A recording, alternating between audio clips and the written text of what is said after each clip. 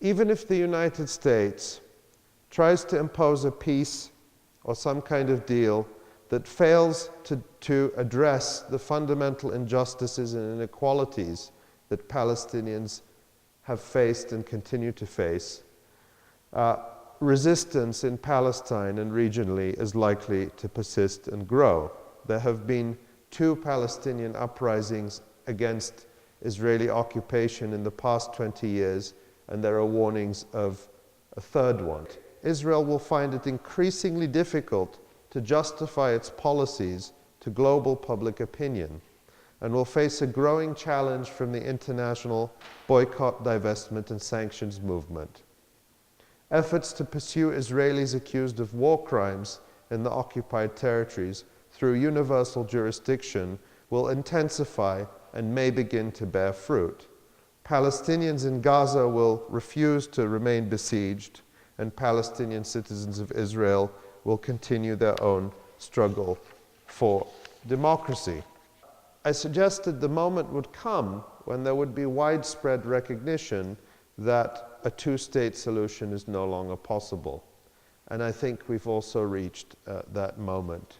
I think increasingly the United States is volunteering as Israel's criminal defense attorney, given the mounting evidence of war crimes and crimes against humanity in the Goldstone report.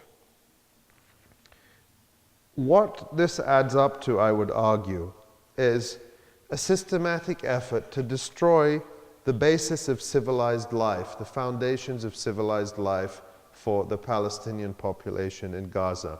And it's part of a strategy to remove this demographic element from the equation, because Israel has recognized that within historic Palestine, what's today called Israel, the West Bank, and the Gaza Strip, you currently have 12 million people, just under 12 million.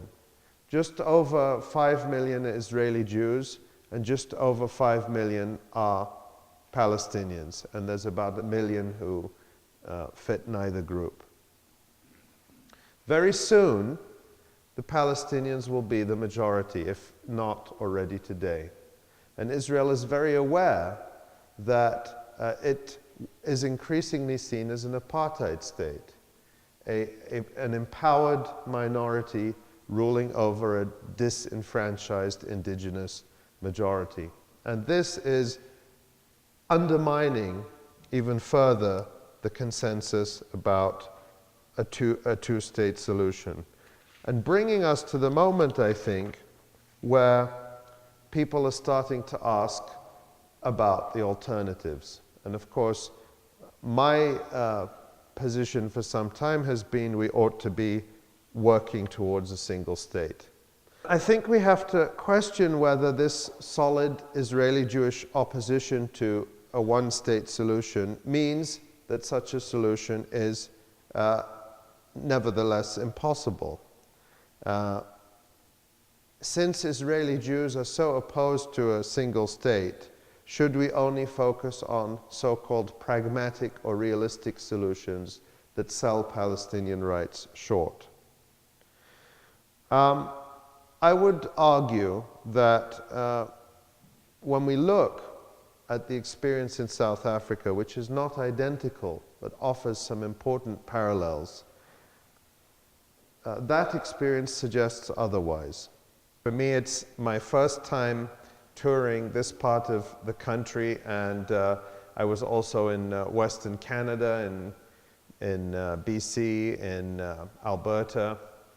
And so for me, it's been an incredible experience to not just see new parts of this continent, but to meet so many people who are really dedicated to what they're doing and working for justice. And that really gives me a lot of hope, because I think it's actually in some of the more out-of-the-way places that the opportunities for this work to make a difference are even greater than in some of the big cities. So it's incredibly inspiring.